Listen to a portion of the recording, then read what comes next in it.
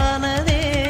காதல் என்ற மந்திரத்தின் மாயம் என்ன, கல்லும் முள்ளும் இப்போது பூவானதே.